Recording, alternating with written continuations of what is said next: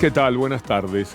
Sentimos que somos pasajeros de la incertidumbre, porque todavía no se decanta la situación. Es imposible saber, ni por las autoridades de la provincia de Buenos Aires, de la ciudad de Buenos Aires. En lo nacional sí está todo muchísimo más claro. Pero en lo que hace a las áreas más comprometidas, aún miramos el horizonte y no alcanzamos a distinguir una salida, una fecha. Eso que tanto se preguntan, ¿hasta cuándo va a durar esto?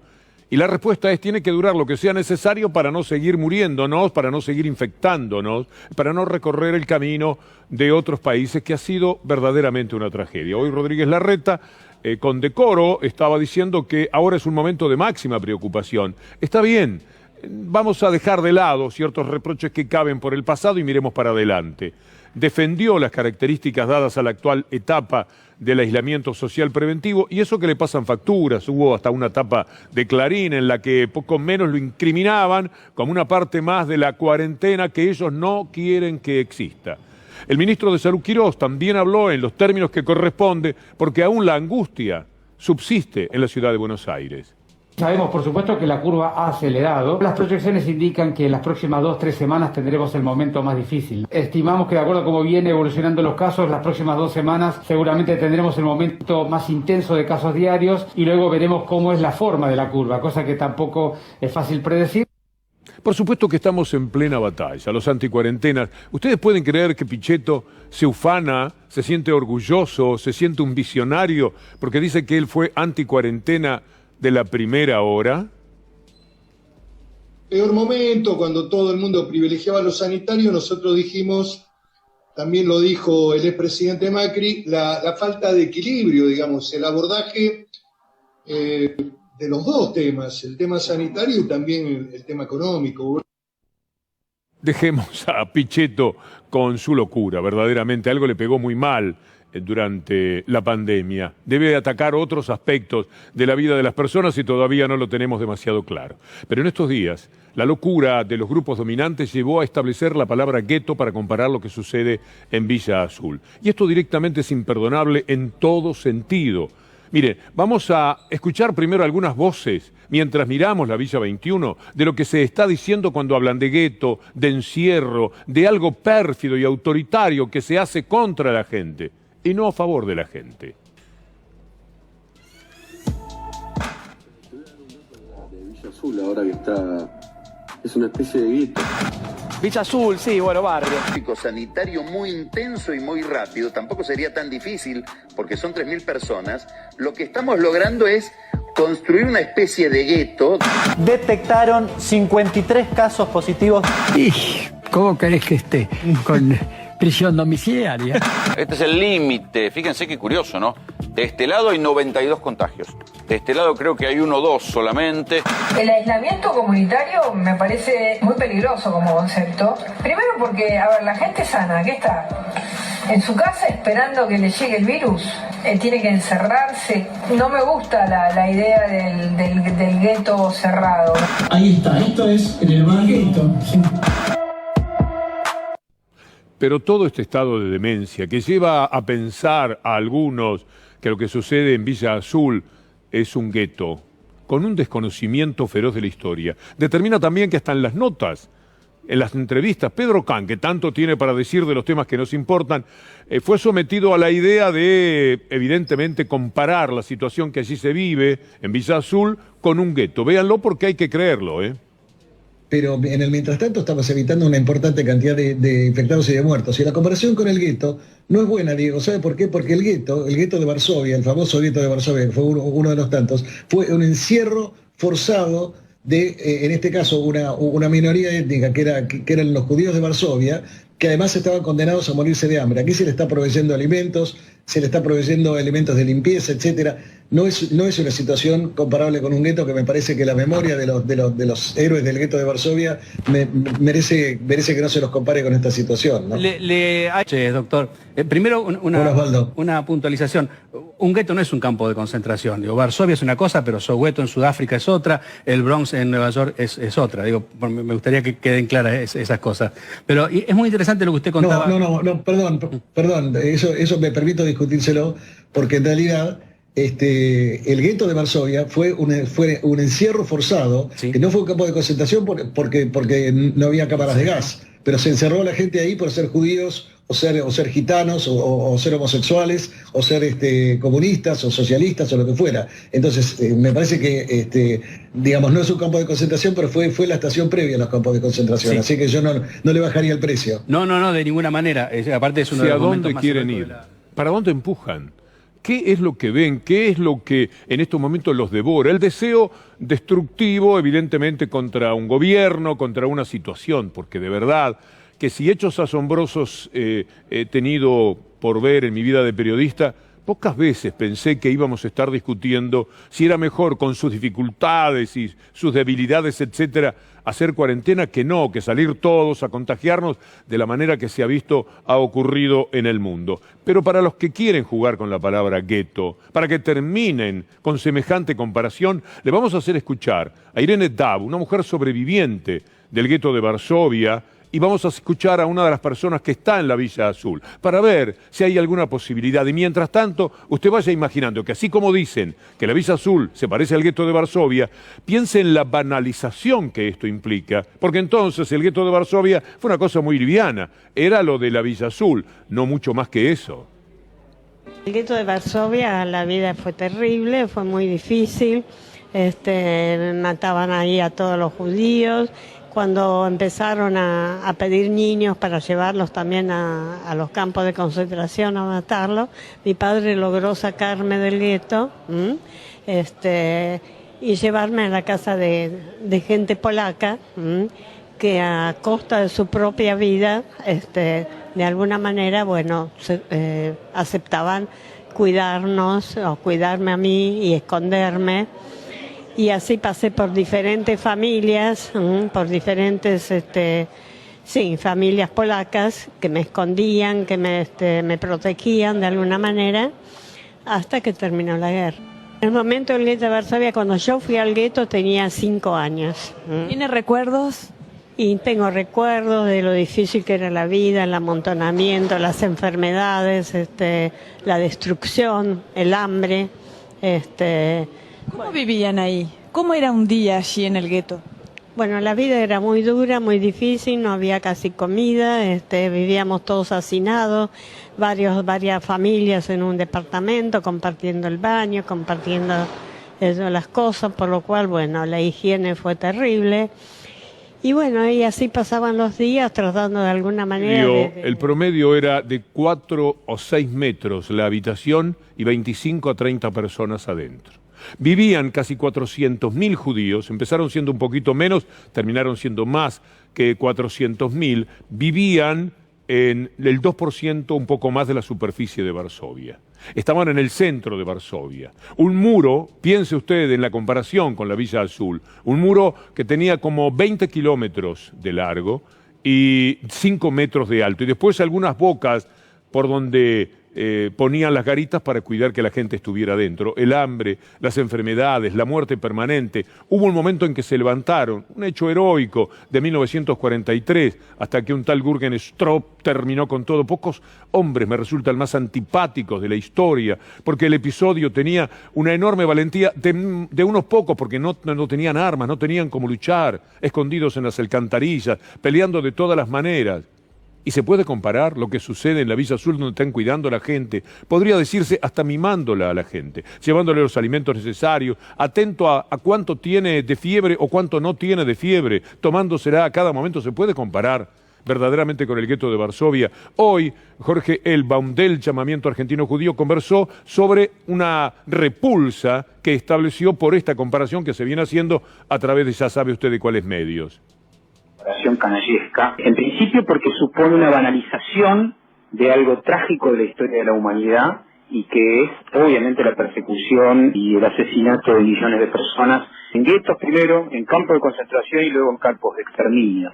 Asociar el esfuerzo que está haciendo el Estado con funcionarios y militantes que se están jugando la vida en la Villa Azul y en distintos puntos del país para evitar el contagio con algo que es uno de los crímenes más atroces de la historia de la humanidad, no tiene otro calificativo que una canallada. Este tipo de negacionismo y banalización, que es común en la derecha neoliberal de nuestro país debe ser repudiado, porque implica, y esto es lo más importante, hacerle creer a la sociedad que si lo que está pasando hoy en Villa Azul es un gueto, entonces lo que pasó en la Segunda Guerra Mundial no es nada. Era un montón de alemanes que estaban dedicándose a cuidar a la gente adentro del gueto, y lo que realmente sucedió en la Segunda Guerra Mundial, como mucha gente sabe, es que se mataron 1,5 millones de niños menores de 10 años, y que lo que se está haciendo acá en la Argentina, jugándose la vida en el marco de gente muy comprometida e incluso militante, es tratar de evitar el contagio y que la pandemia se extienda.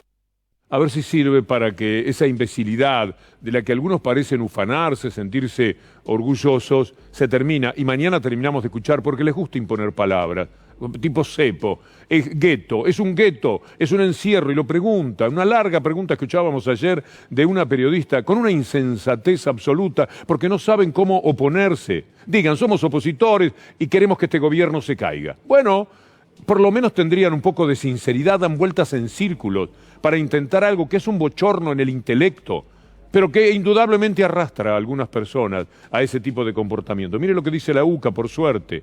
No, la gente no se siente prisionera ni en su casa ni en la Villa Azul. Apoyo casi total a la cuarentena. El 77% de las personas en el área metropolitana de Buenos Aires dice que está totalmente de acuerdo. Esto nos ha llevado a una página que intenta por el lado del humanismo, y mucho más que de la información y de la discusión, pensar en términos de lo humano, a ver si podemos sacar lo mejor de nosotros frente a hechos terribles que suceden en el mundo. Uno de ellos tiene que ver con el asesinato de ese ciudadano negro, Gordon Floyd, en Minnesota. Ha despertado la repulsa, por supuesto, de todos los negros, pero también de muchos blancos, cabe decirlo, en los Estados Unidos. Mire lo que LeBron James, que debe ser uno de los jugadores más célebres de la NBA, ha dicho. Ahí está, con su remera. No puedo respirar. I can't breathe. No puedo respirar. Y con esto la gente marcha y la gente va encontrando una respuesta a esta fotografía insólita, increíble. Un tipo que con la mano en el bolsillo, un policía de Minnesota, está apretando el cuello de la persona hasta matarla. Mire la fotografía, porque me parece que estas cosas, por más que provocan espanto, también son aleccionadoras. Ahí está, con la mano en el bolsillo. Quitemos el zócalo y bajemos un poquito la foto de nuevo, porque es asombroso. Mire la cara del tipo, con los lentes en onda, ajustados, la mano en el bolsillo y matando a esta persona. ¿Cómo esto puede ocurrir? Otro exjugador de la NBA, en este caso Jackson, dijo lo que van a escuchar ahora. That's what I gotta wake up to, huh? That's what I gotta wake up to, huh?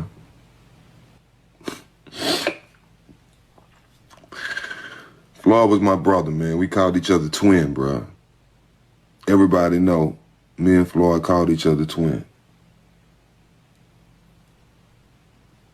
My brother only was out there in Minnesota. He was changing his life. He went to Minnesota. He was driving trucks. I had just sent him out 2-3 boxes of clothes. And my boy was doing what he's supposed to do, man. Y'all go and kill my brother, man.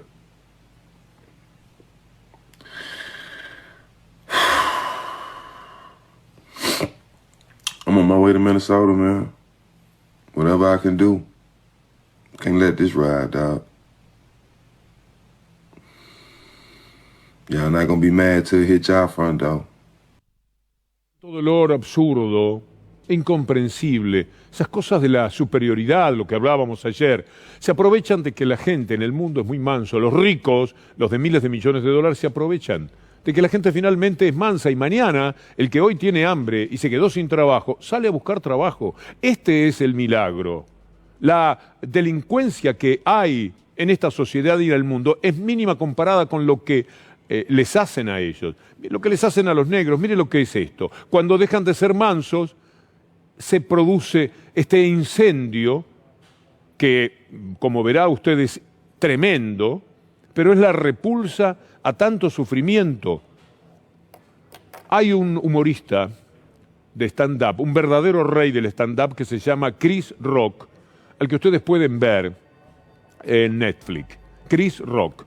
Yo lo vi por sugerencia de mi amigo Adrián Stoppelman, gran hombre del stand-up, y cuando lo vi me resultó, la verdad, muy violento. Y él me decía, pero ¿sabés por qué es violento? Bueno, por estas cosas, por lo que acabamos de ver. Veamos un instante de Chris Rock hablando de estos temas. Es muy duro, ¿eh? Le elegimos con Anabela Sánchez la parte más suavecita de lo que dice, porque es tan duro como lo que le toca recibir a él, a los negros de los Estados Unidos. Y son cientos de años padeciendo, parece mentira, y uno piensa en los derechos, es el odio, ese odio contra el negro, en otras épocas, contra el judío, y en estas épocas también de vez en cuando, contra el diferente, contra el extranjero, ese odio contra el pobre, muchas veces contra el pobre, de lo que vamos a hablar después de dar cuenta de los datos que tenemos hoy, porque llegan en este momento, sobre cuántas personas nuevas, infectadas tenemos en la República Argentina. Se trata de 769 y 7 muertes. Después le vamos a dar el total con Pablo Dugan, pero le quiero adelantar esto porque llega en este preciso momento la cifra. Ahora ponemos otra vez el número y volvemos a las cuestiones humanas que hoy queremos recorrer con ustedes para ver si podemos hacer un intercambio. Pongan el número, 769. A veces a mí me importa el número escrito porque la gráfica ayuda. Ahí dice 769, ¿verdad? Y 7 nuevas muertes. Esto es lo que ocurrió hoy al terminar el día en la ciudad de Buenos Aires. Pero lo que pasó en Cañuelas al terminar el domingo es muy grave. Tiene que ver con ese hombre que con la mano en el bolsillo, los lentes en onda, un camba, está matando a un pobre ciudadano negro que el delito que había cometido era tener $20 falsos encima. Y que decía, quiero respirar, como otro al que ahorcaron en Nueva York y también decía lo mismo, a la asfixia lo tomaban del cuello hasta que lo mataron. Quiero respirar, quiero respirar.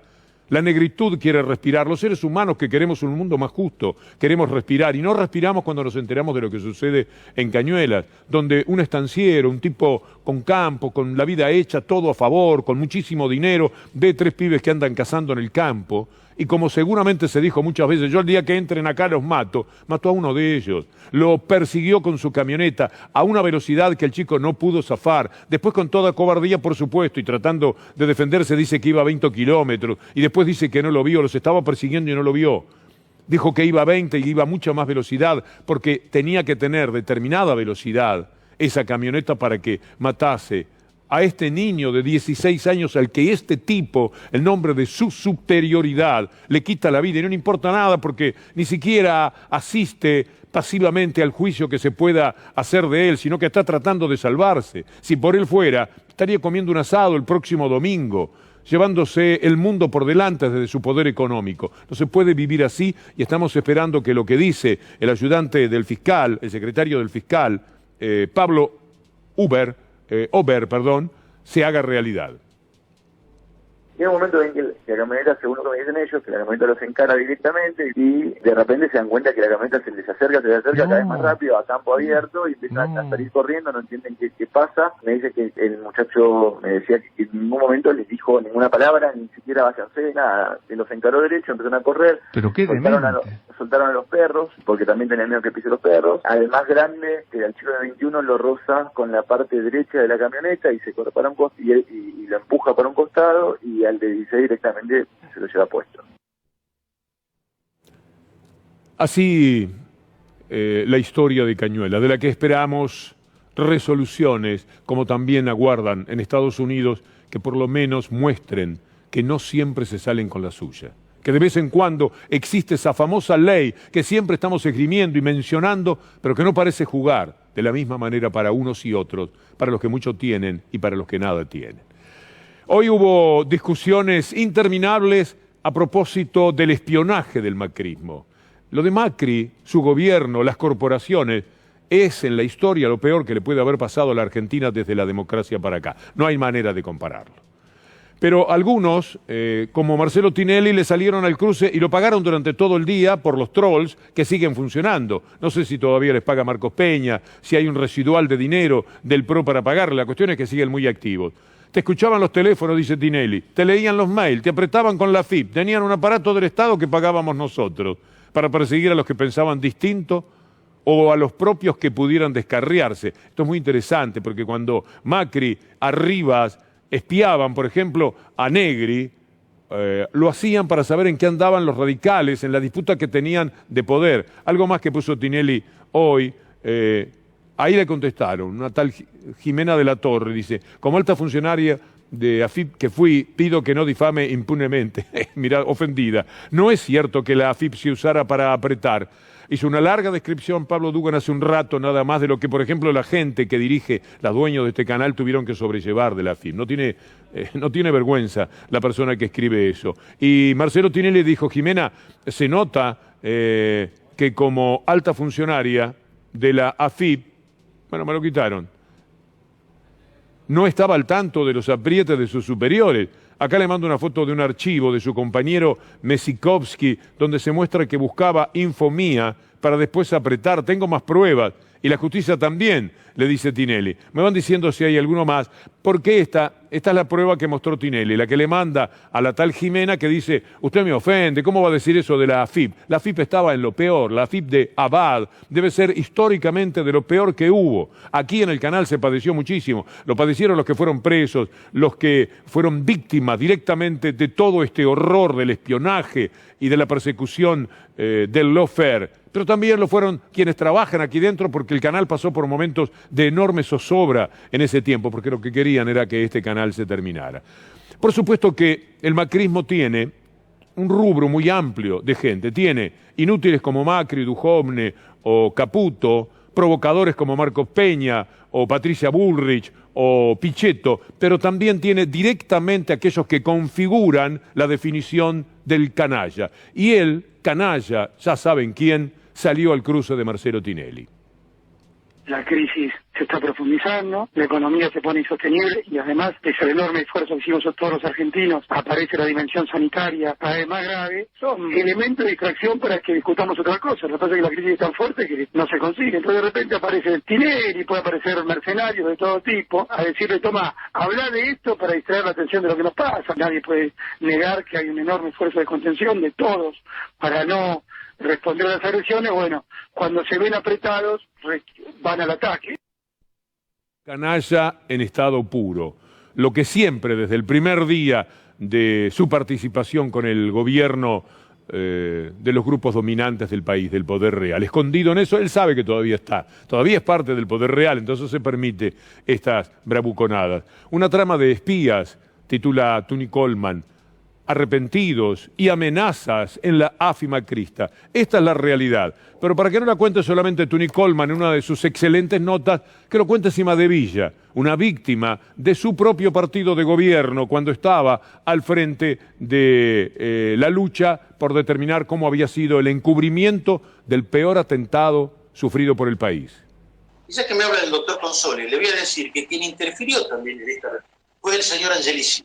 Él era presidente del Tribunal de Disciplina de Boca, hablaba con el doctor Angelici sobre estos temas, me consta, no tengo un acta notarial donde pueda decir que se reunían para hablar, pero me consta que se reunían, y fueron ellos los que trataron de complacer la decisión del ministro Garabano de ir a pedir la absolución, porque no había evidencia, a nuestro juicio, lo ratifico, y lo ratificaron los jueces con su sentencia porque terminaron condenando que no había elementos para pedir la absolución.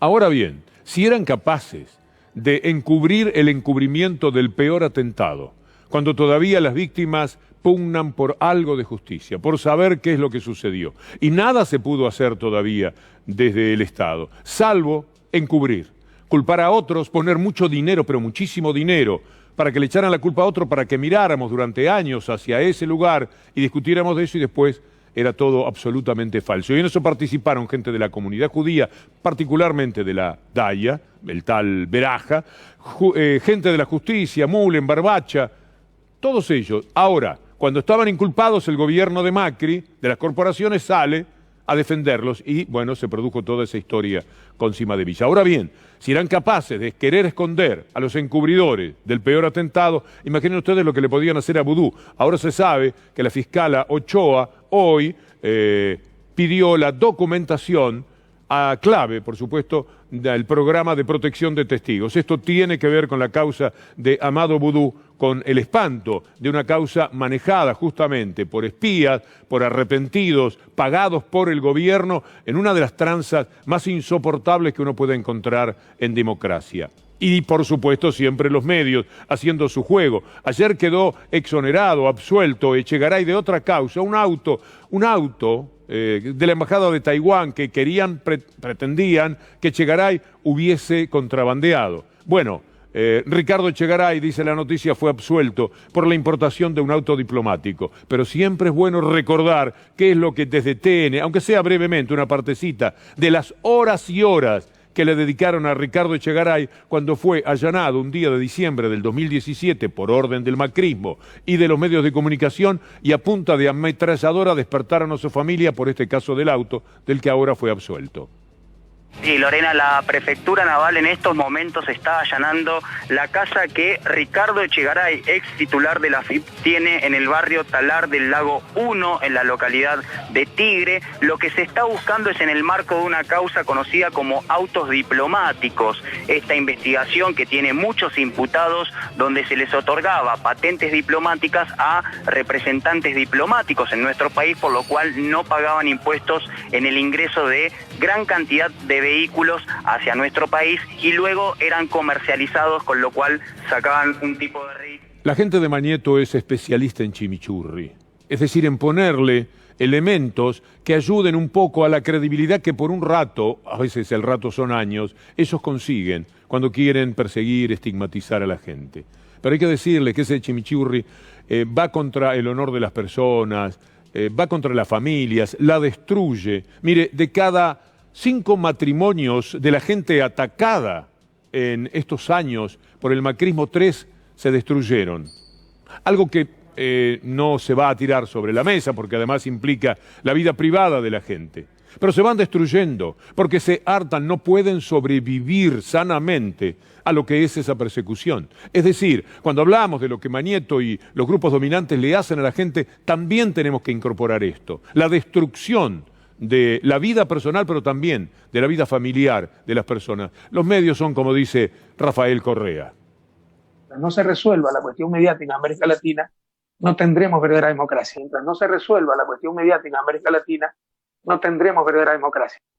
Después son capaces de querer traer a Moro, el nombre de la democracia, para que dé una charla, traerlo por el Zoom, por esos medios que permiten que la gente pueda participar colectivamente de un hecho. Le van a poner a Moro desde allá, Moro, el amigo de Lorenzetti, perfectamente. Dios los junta, Dios como los cría y ellos se juntan. Y estaba con Bonadío, es decir, con periodistas muy de ese palo. Ahí está Moro. Moro, que es Bolsonaro, estuvo con Bolsonaro mientras Bolsonaro hacía marchas contra el Congreso, quería cerrarlo, quería dictadura, y Moro estaba ahí, y va a hablar de democracia, el personaje.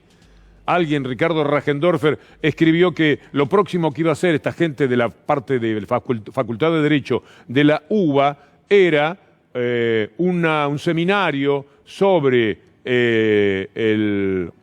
la libertad de la gente, sobre el racismo, etcétera, y que alguien tipo Adolf Eichmann lo iba a llevar a cabo. Y es lo mismo, ¿cómo hablar de democracia este individuo que anuló la democracia de Brasil, que lo puso preso a Lula con una causa que no tiene ni pies ni cabeza, pero consiguió con todo el establishment, con O Globo, etcétera, ponerlo en la cárcel? Y lo ponían a dar una charla acá. La gente lo repudió y alguien dijo, mirá, va a ser un escándalo, avisale a nuestro amigo Moro, habrá dicho este señor Carlos Balbín, que estaba, exfuncionario del gobierno, que estaba en la organización de esta preciosura, esta pintura que querían hacer, acercarle al país la palabra democrática de Sergio Moro, nada menos. Nos pasan cada cosa, mire, que son verdaderamente increíbles. Bueno, al final Moro no viene, Moro no va a salir por Zoom, no se va a hacer la historia. ¿Tengo tiempo para hablar un poquito de la deuda, Leandro? ¿Cuánto? 1 minuto, con 1 minuto mejor simpatizo con Dugan, que está esperando ya con notas en la continuidad del diario. Me crucé ya con Gustavo Silvestre, al parecer tiene un programa de esos que cuando uno se cruza con el conductor le lleva a decir no se lo pierda hoy, y por cierto que no nos lo vamos a perder, como que además me quedo en el canal aquí dando vueltas, esperando a participar con mis amigos de Tomás Méndez y ADN en una parte del programa. Como si hablara poco, me invitaron a un reportaje, pero ¿qué le va a hacer? Pablo Dugan entonces, y nosotros con muchísimo gusto. Si Dios quiere, volvemos mañana.